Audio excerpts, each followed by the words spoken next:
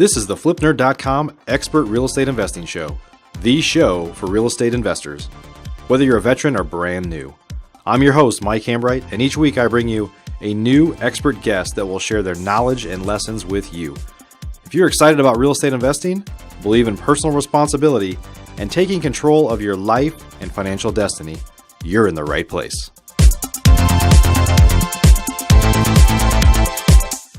This is episode number 339, and today's guest is Dan Barrett. Dan is an online lead generation expert and focuses specifically on leads for real estate investors. Today's show is pure gold if you're not already generating leads online. As if you're not, you are missing out, and you're going to hear more about that today. We discuss different ways to generate leads, including some bleeding edge techniques, how to target the same people online that you're already targeting with direct mail. This is incredible stuff. And Dan shares his thoughts on how to get started if you haven't started yet, and if you are advertising online, how you might be able to ramp up. So let's dive into this episode of the FlipNerd Expert Interview Show. Please help me welcome Dan Barrett to the show. Dan Barrett, welcome to the show, my friend. Thank you for having me, dude. I'm so pumped to be here. Yeah, I'm glad to talk about this stuff because honestly, I'm working on a lot of these things in my business right now, trying to improve lead generation, looking at all the kind of evolution that's happening on online advertising, and you're the man. So not only am I going to get some insights today, you're going to share it with thousands of other people that are going to be watching this shortly. So thanks for being here. Yeah, that was my pleasure. And yeah, man, it's a wild world out there. It's like I always say this to everybody, but you know, in our business, the thing we do this year is almost always completely different from what we did last year and the year before. And you know, I'm like about 10 or 15 years into this stuff at this point, and honestly, it's so different, it changes so fast. So that was what makes it fun, though, right? Yeah. So I was trying to do some quick math. 15 years. I was trying to think of, okay, it's 2017, so that's 2002? Mm-hmm. Is that right? Yeah, it's about. Yeah, I guess Al Gore had invented the internet at that point. So yeah. I think he had invented it about 5 to 6 years prior to that. Yeah. I always say, like, I got my start in web design, and then I moved from that to doing SEO. And I always say that, like, when I started doing SEO meant, like, if you were an investor, you would, at the bottom of your website, like if the background was white, you would write like real estate, like right. It's all in white. Stuff text. it full of words and Those were the good old days, man. When things were much easier, and that's kind of the era I got started in. But, yep. Cool. Well, tell us a little bit more about you. Let's before we kind of dive into this. What's your tell us a little bit more about your background and kind of mix in there when you kind of made the evolution into working specifically with real estate investors. Yeah. So my background is very varied, you could say. My formal education is in history and Japanese literature, so I don't exactly have the most online focused of degrees. Those are where my master's degrees are. But and I always thought I wanted to be a teacher, essentially. But basically, the whole time, ever since I'd been a kid and we got our first kind of computer, I'd been teaching myself to code and build websites, and was always sort of in that world. And then I got into music, and I was always the guy in the band that had to make the website and do the promotion. And then basically when I got out into the working world and I was teaching, I just started freelancing, doing web design and just kind of doing the stuff on the side. And in about 2 years, I realized I was making more freelancing part-time than I would in my first 4 years as a full-time teacher. Yeah. So at that point, I was like, I got to give this a shot and see how it goes. And so I started up Two Friendly Nerds, which is our parent company. And it was just me for a while, building websites. We got really into online marketing then. So you started a company called Two Friendly Nerds, and it was just you? Were you Yes. You were lying from the beginning? No, I have a reason for this. Okay. So it was going to be me and my friend Mike, and originally Mike was going to be the in-person networking guy, connect your computer and stuff. And he literally, I was like, awesome, this is great. We came up with the name. I printed like 10 million business cards. And then he was like, hey, I just got a job at Aetna, like getting paid $1 bazillion a day. So he was like, I don't want to do this anymore. And I was like, well, I ordered the cards. I'm not changing the name. Yeah. And, as my wife later said, 2 friendly nerds is cute, but 1 friendly nerd is creepy. So just keep There it you as. go. Yeah, that's funny. Yeah, That's funny. it was a big relief when I hired my first person, and I was like, finally. You know? Yeah, there's at least 2.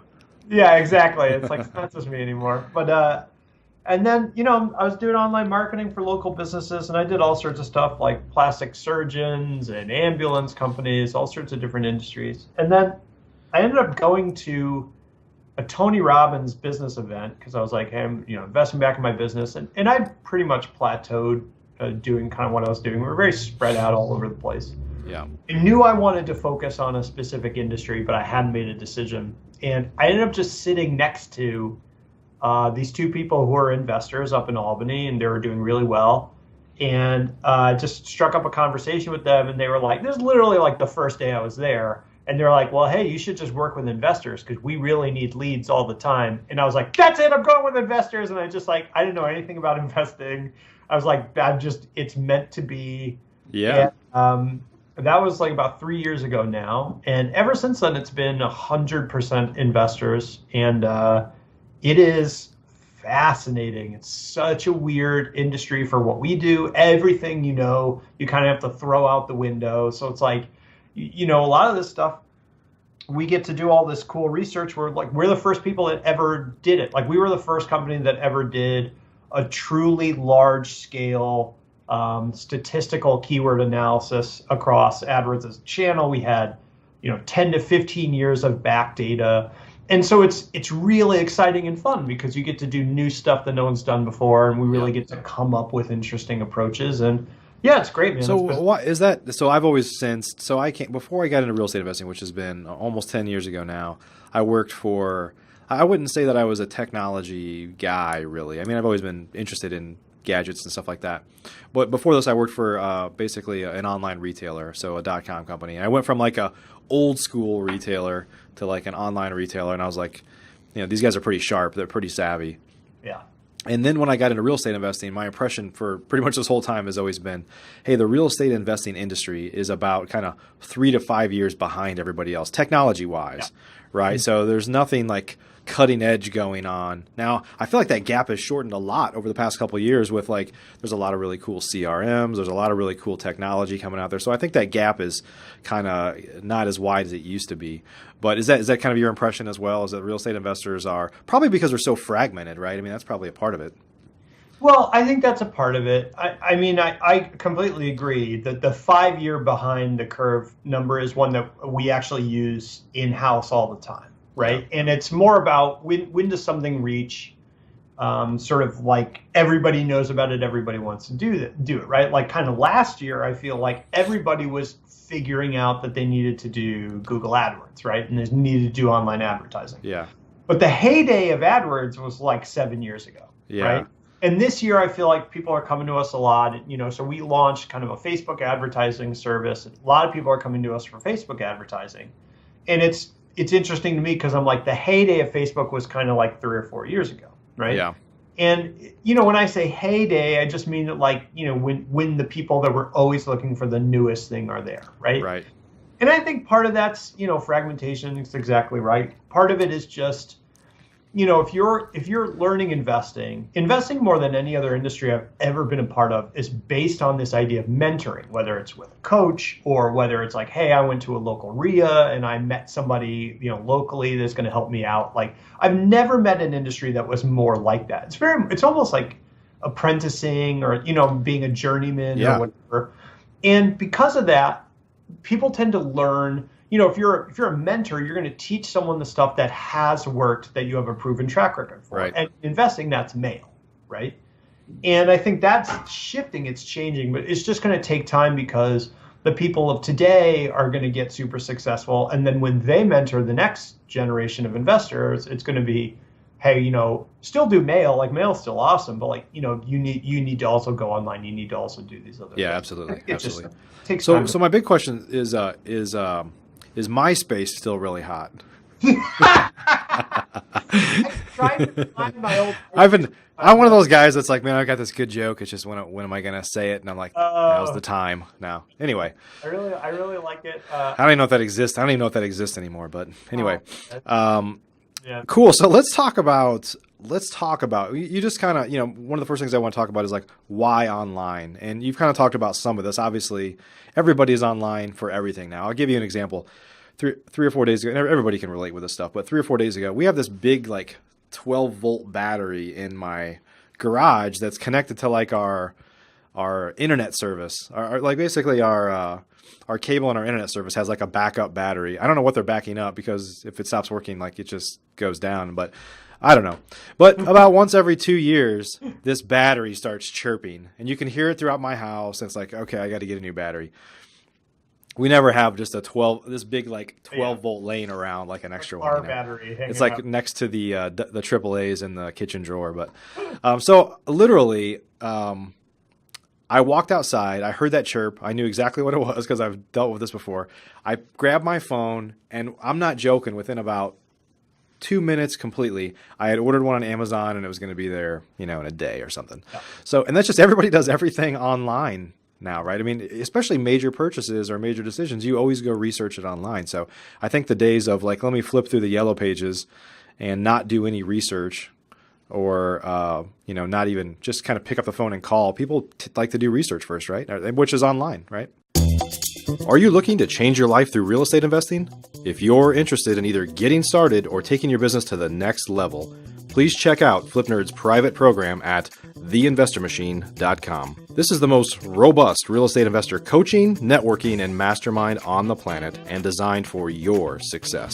If you're ready to roll up your sleeves, ready to take personal responsibility for your own success, and ready to dive into a world-class instructional coaching program that provides you step-by-step instruction to help you achieve financial freedom, then you should apply today.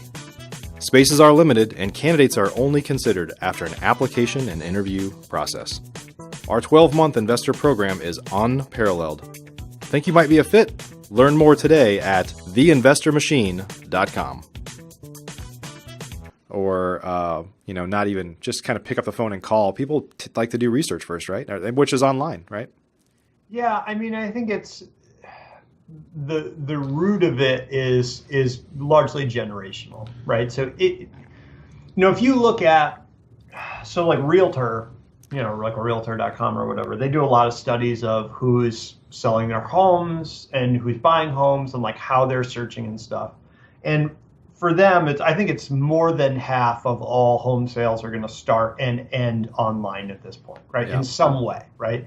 Well, maybe not end online, but they're going to start online, right? And I think largely it's because if you look at the breakdown of who is actually selling homes now, right? You've got younger boomers and Generation X. So like I consider myself Generation X. I think I'm 36. I'm like right on the line there. But it's like basically me and my mom. Like my mom's a younger boomer, and like I'm the generation below her. And both of us do everything online at this point. Like I started doing everything online. My mom had to learn, but she'll do anything online at this point, right? And so when those two groups are, I think together like 70% of all home sales or something, that means all that stuff is starting online, right? So and I think you're right. Part of it is, hey, do I know who you are? Like, hey, are you a real business? That kind of thing. Sure. And part of it's just like we're being trained to throw our mail away because more and more of the actual stuff that we need is online, right? So like all my bills come to me online. My bank statements come to me online. Like I always tell the story that I found out I owed the IRS like $4,000 because they had sent me a thing being like, hey, you owe $4,000. And I had just ripped it up and thrown it out without opening it. One, because I'm an idiot. And two, because I'm like, in my head, I'm like, nothing valuable comes in the mail, right? So I'm like, I don't even look at the mail unless it's like my wife's birthday and she's getting a card or something. Yeah. So I think it's... And then you open them up to see like it's not from another guy. Yeah, Is that exactly. what you do? Yeah, and now I'm steaming. Yeah. Who's sending you a card? Yeah. Oh, it's your mom? Fine. Yeah. Yeah. So, it's a combination of all that stuff. And so it's right. only going to get more intense, not less. until we're all doing VR or whatever the next thing is. Yeah. So I think that's the core of it. But yeah, I mean, basically for most people, if you're not online, and not only if you're not online, if you are not one of the first 5 things they look at, you don't exist. Because you might be online, if you're on the second page of Google or whatever, you essentially, because like when was the last time you clicked to the second page of Google to find something? Like I don't even scroll down at this point. They're so good it's rare.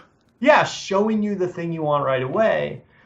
And so it's really become this kind of arms race for businesses because that's where all the people are, right? Yep, like absolutely. I said, in the future it'll be something else. Right now it's kind of these search networks. So let's talk about kind of paid advertising. So there's lots of places you could pay to advertise, right? There's obviously Google is the obvious one, but what are different ways to kind of spend money online for advertising? Yeah, so online advertising is great because in general, right? Because it lets you skip the hard part. So like if you have a website and you're trying to rank it organically or whatever, right? The thing we'll always say is, it's going to take at least 6 months of hard work before you start to see a change, right? So advertising just skips that process and you can show your ad right away, right? Yeah. So in terms of where you do that, there are a bunch of different ad networks. There are literally hundreds of different ad networks total. For investors, right, the vast majority of motivated sellers you're going to be able to grab are going to be concentrated really only in 3.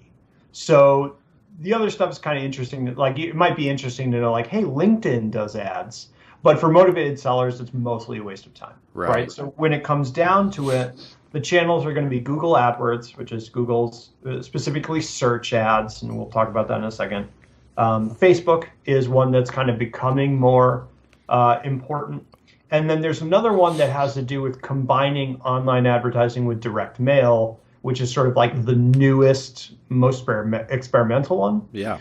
So do you want me to kind of break those down a little bit? Yeah, let's kind of get into them.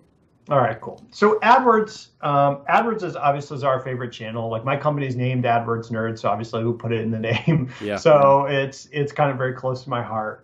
And it is by far biggest volume. Now, if that changes, you're gonna have to change your company name again, just like the two guys thing. I see what happened. What's happening here? You pick business names that may not fit tomorrow, Dan. I paint myself into a corner, right? It needs to be Acme Co. is what you need to call. It's like my previous company name was Full Head of Hair Web Design.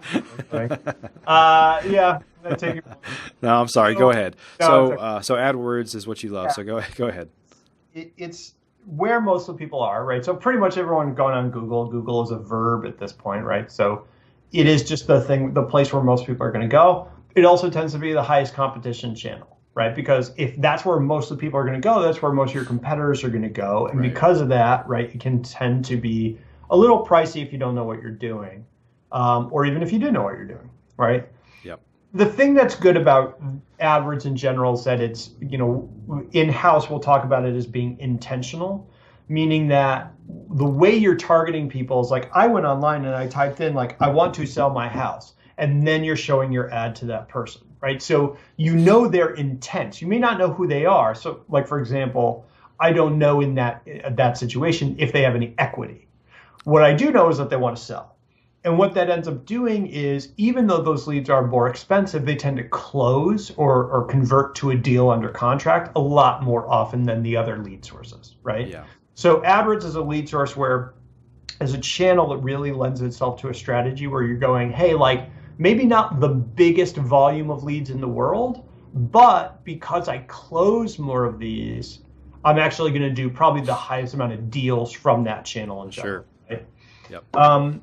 So Facebook is the next one. Facebook is like getting very popular now. There's a lot of interest, I think, behind Facebook now in the investing world because it's a much lower competition for investors than AdWords is, right? So kind of what happened was AdWords got really competitive, so people started to move to Facebook. And Facebook has a lot of things that are really interesting about it. Incredibly large audience sizes available. And so you can get in front of a lot of people very quickly. You can target based on how many square foot their house is, when their house was built, like how much the house is worth, whether they are ready to move, like that kind of thing. So let's stop there for a second. So that's interesting because I wasn't aware of that. So one of the things about AdWords, obviously, is that you're targeting keywords that would tell you that this person might be a motivated seller, right? That's what you're trying to find, are motivated seller leads. So you're using keywords like sell my house fast, buy my shitty house, whatever it might be, right. Keywords that kind of indicate that, like if they say buy my house, sell my house through a realtor, you probably shouldn't be buying that because it's probably not somebody looking to sell their house at a discount, at least as an investor. Now on Facebook, so clearly they have these guys, of course, Google and Facebook know more about us than we probably know about ourselves at this point. But the question, I guess my question was going to be around motivation. So how do you know if there's motivation? And of course, even equity, like maybe that'll evolve. But they know like what are my likes, what are my interests, what types of groups am I in, lots of stuff like that. But in terms of knowing that I'm interested in selling my house, talk about how they know that and how you target that. Yeah, so the kind of stuff so exactly right. So if you're talking about page likes or interests, that's information that Facebook owns, right? But if you're talking about information like, okay, when was your house built? How many square foot? Are you ready to move? Those are third-party data sources that Facebook is licensing for use in their advertising. So, for example, if you are targeting people based on credit rating, or I actually don't know if credit rating is available, but let's say income or whatever, right? You're talking about income level. That information might actually be licensed from like Equifax, for example. And they're sort of tying that to your Facebook profile through some sort of magic in the background. And how about motivation though? Because like does Facebook know if somebody has searched for sell my house fast? Do they know that somebody's interested in a quick sale for their home, let's say? So that you have hit on the exact problem with Facebook. It's not so much a problem as it is the nature of the beast, right? Yeah. So Google, they know what you search for, but they don't know who you are. Right? Facebook knows who you are, but they don't know what you're searching for because nobody is going into Facebook and typing in, I need to sell my house fast. And likewise, because motivated sellers want to sell in the moment, and like before they are motivated, they don't care. And after they're motivated, they don't care. No one is liking a page that says like, I need to sell my house fast. Right? That's not the behavior that's associated with like a true level of motivation. So the very nature of Facebook is sort of the opposite of Google. If you say Google is low volume, high cost, high conversion, Facebook as a channel is very much high volume, low cost, but lower conversion rates, right? Yeah. You have to generate more leads on Facebook to close a deal, but they tend to cost less. The other challenge with Facebook right now, and I think largely, I have yet to see anyone really dial Facebook in for investors and have it work consistently in market to market to market in the same way, right? AdWords, like the approach is pretty, it's not set in stone, but like I can jump into AdWords and pretty much know exactly what we're going to do in any market, whatever, at least in the beginning, right? Yeah. Facebook is still up in the air. And I think largely that's because those data sets that I talked about, so like, hey, like when was your house built? Sometimes there's a bunch of people that have that data in Facebook, and in other markets, there's hardly anybody, right? And because Facebook has this algorithm that sits below the surface, right? So it's like whether or not someone even sees your ad in their feed, right? So you have your feed, your ad might show up in their feed. So what controls whether that happens? Well, it's the Facebook algorithm, right? So even if you want to target that person, Facebook has a layer between you and them. That's like basically them like opening the door to the club, right? And they're like, you're cool, you can come in. But then the next day they're like, nah, we're not going to show your ad to anybody, right? And that process is completely opaque. And it's bonkers. So like sometimes we'll launch a campaign in Facebook and it'll just crush all day. And we're like, yes. And I'll be like, okay, I got to go away for a weekend. I'm just going to pause it. And then we're going to come back. And we're going to start crushing again. And then I'll come back and I'll unpause it and it'll die. Yeah. It's like, why? I have no idea. There's like a layer of magic. It's like magic pixie dust in between the Facebook. So, well, they're like, that's what you get for pausing your ad, my friend. I know. Facebook's like, never stop giving us money ever for any reason. Right. So, it's a trickier channel. It's a more finicky channel. It's actually, I would say, probably more similar to direct mail than to AdWords, right? Even though AdWords and Facebook are both online, direct mail is like, hey, I've got this list of people that match this criteria. I don't know if they want to sell, but I know they're in this kind of home or whatever. Right. I'm going to hit those people, a lot of them with cheap visas. Facebook is very similar. So a hot topic right now is retargeting, right? So retargeting people on Facebook. So for example, maybe you could extrapolate on this, but somebody could visit your page through Google, right? They found a word. And so because they've hit your page that they're some level of motivation for what you have to offer, right? And you can even, without getting too technical here, because we've done a little bit of this, you can even have a cookie set after they've been on my page for 30 minutes or 30 seconds. Like they didn't just bounce right away. Like we try to get people that actually took some time to read some stuff while they must be interested. And then you could retarget those people on Facebook. Is that right? Yeah. So basically it's like if you've ever seen those ads where like you land on a page and then the ad follows you around for the rest of your life, that's retargeting, right? Yeah. So I looked at a gym bag the other day on some website, and then all of a sudden every ad I see is about gym bags, and I'm like, I don't really want a gym bag, but you think I do. So I decided it was overkill. So retargeting for motivated sellers is really interesting. Yeah. Okay. So if you had asked me, let's say 4 years ago before I started working with investors, I'd say like, when do you do retargeting? I would say early, often, every single time, right? Retarget as soon as you set up your website, start building your retargeting audience.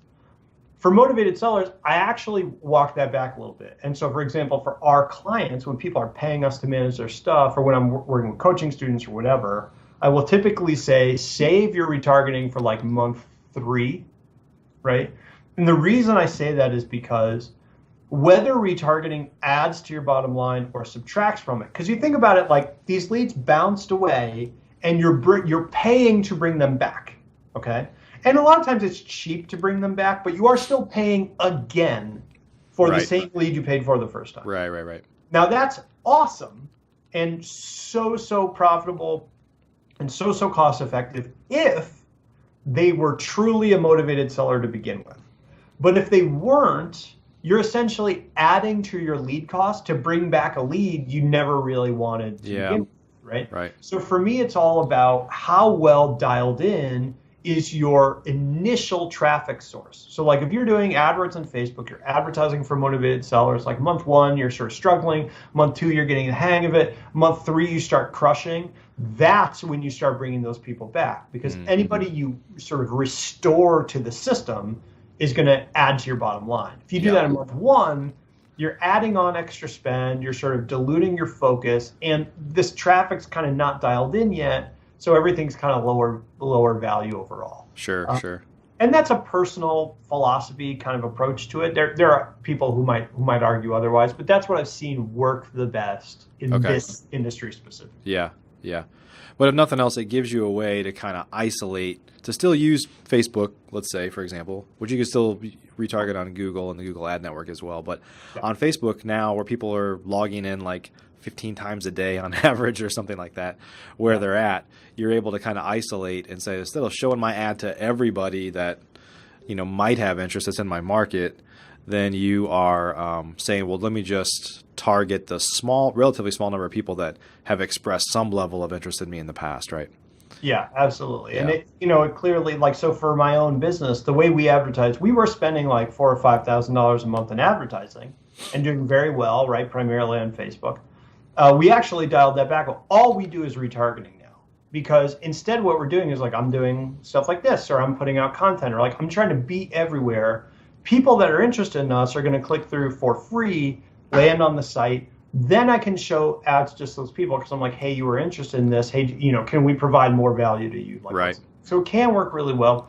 Just depends on where you are in that process. I had to spend a bunch of money for several months to get to the point where I felt like I knew our audience well enough. I knew, I know the people who listen to FlipNerd are like a good match for us, right? Right. But like if I went on some other show, maybe that audience isn't as good a fit for us. Like Family Feud or something?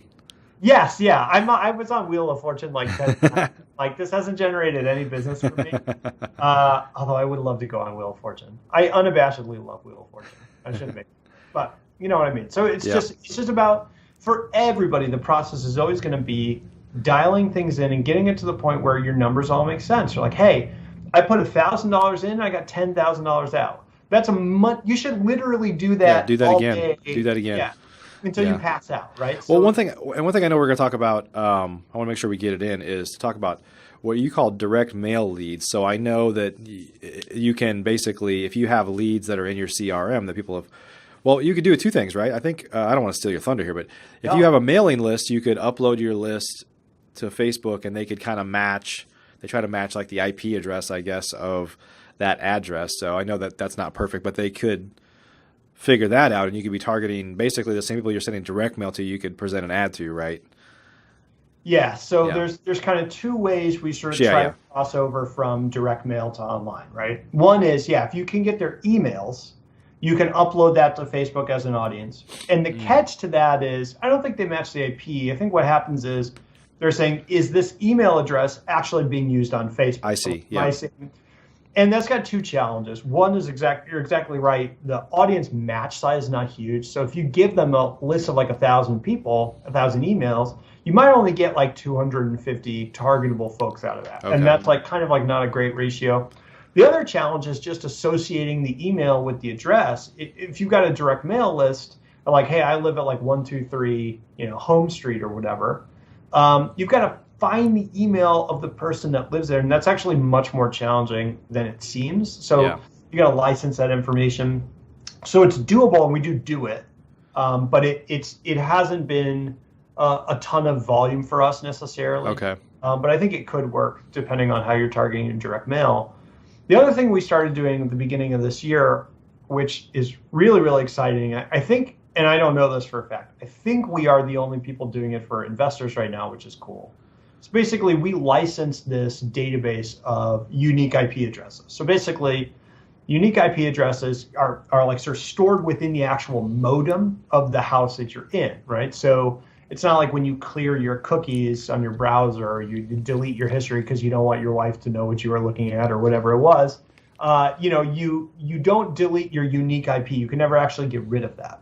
So what ends up happening is this database associates those unique IPs with actual physical locations. So if we take a list of, let's say, 5,000 out-of-state owners, we can typically match about 50% of them. So we'll get 2,500 IPs. We can then follow just those people around the web with online advertising, right? Yeah. So the nice thing about that is like a couple different things. Like one, you know who they are because you know who the list is. So it's out-of-state owners. You know they're out-of-state owners. You can dial in your ad, so it's about that, right? Two is almost no competition for investors right now doing that stuff. So the cost per, let's say, 1,000 views on the ad is much lower than either Facebook or Google actually at this point. So it's cheaper to do. And then the coolest thing about it is yes, we're trying to generate leads. You can generate leads this way and do deals. It's awesome. But the cool sort of side effect of that is like, let's say you're going to send out a mailing to this list, like you're saying out postcards or yellow letters or whatever. If we can run the ads, let's say we run the ads for like 2 weeks before you send it and 2 weeks after you send it. What we'll notice is that the 50% of the list that we showed online ads to are actually more likely to respond to the postcard. Oh, wow. Because it's like by the time they see it in their hands, they've been exposed to the ad or something that looks like the mailer like 7 or 8 times, right? So just psychologically, it's much more likely to click. And so we've actually seen direct mail response rates go up, which is kind of perfect because in that case, they didn't actually click, which means, well, a lot of times we didn't even pay for it, right? Yeah. So it's sort of combining these two things together has been really cool and really powerful. And that's like new. But it kind of just goes to show it's like, Facebook, we started developing our Facebook service like the second half of last year. We just got that up and we're already like, what's the next thing? Like, what's the next thing? It's right. The way That's awesome. That's awesome.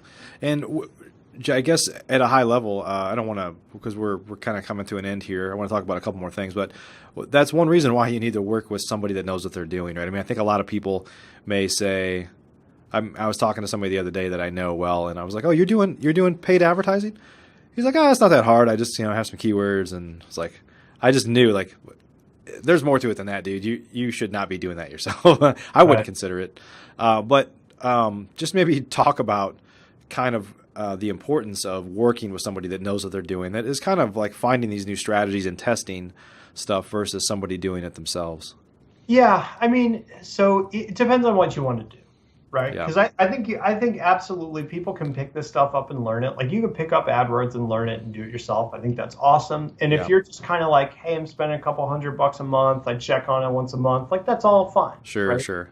If you're trying to be more aggressive with it, I think where the benefit comes is having someone that's going to be proactive about actually making things better, right? So for me, it's like, like when we're working with clients, it's like, hey, like I'm in your account probably like 4 times a week, not 4 times a month, right? And we're always like, hey, like what if we did this? What if we did this? What about this thing? What if we improve this thing? Like it's our job to make this thing run better because we don't do contracts. So it's like, that's how we keep our clients. Like if we don't do that, no one will stay. Yeah. And so I think it's kind of like just outsourcing that bit of it over the sort of over the sort of timeline of things, that person's going to do much better overall, right? Because if you're an agent, kind of the agency model is that you have the benefit of learning from lots of other clients and what's working and what's not working, right? Where there's no way that somebody could climb the learning curve as fast as somebody that does this all day, every day for a living on their own. You could say that about everything, right? So, truthfully, I always tell, anybody that I'm coaching and mentoring, like, hey, your time is best spent either buying or selling houses, like doing things that are generating, revenue for you, or enjoying your life, which is why you got into this in the first place. If you're like doing your own advertising, online advertising, and doing your own rehabs and, all that stuff, it's like, is this the lifestyle that you always dreamed of, or what? Yeah, well, it is for me. Yeah, but that's your specialty, right? Yeah. Yeah, it's all about just doing what you like, right? Sure. It's like I always say, like, I own a riding lawnmower, but I still pay this dude $20 to mow my lawn because I hate mowing the lawn. I have bad eyesight, so I always leave these like strips of long grass, and my wife gets all upset, and I'm like, I can't help it. You know what I mean? Like, so for me, it's like, yeah, if you're into it, like if you like that stuff, get into it. Like I'm all for, like, we have coaching students and stuff. I'll teach people to do this stuff all day long. I'm super passionate about it. I think it's really fun. And if that's something you're into, great. If you're like, all I want to do is close, it's just not something you want to do. Yeah, then maybe working with someone makes a lot of sense. And like I said, I think your returns will be better long term. But for me, it's all about you maximize happiness in your life. And that might mean maximizing return. It might not, right? Yeah. That's kind of how I feel about it. Well, Dan, the last thing I want to talk about today, because we're running a little long on time here, but is just how to get started. If people are listening to this and they're like, I really know I need to be doing this, whether they're going to do it on their own, I guess, just kind of what we just talked about, or they're going to hire somebody. How do they get started? How do they figure out like how much to spend? I mean, sometimes that's limited based on their own budget, right? Obviously, or I guess it's always going to be based on your budget. But how do people get started? Yeah, so I mean, if they're looking to just get started in general, I would say the things you're looking for almost anybody are you're looking for like how professional are they as an agency, right? They're looking for are they like a Google partner? So like we're Google partners basically means we manage over $1 million a year in spend. We've done that for several months in a row. We pass all these tests or whatever. Anyway, I think that's kind of a longer discussion. We can certainly talk about that. I mean, if they're interested in like getting started with us specifically, and this is something I'll do because our industry is a shady industry. Like, people always say like the investing industry has some like weird dark corners to it. The online marketing industry is mostly dark corners with like a few light spots in the middle.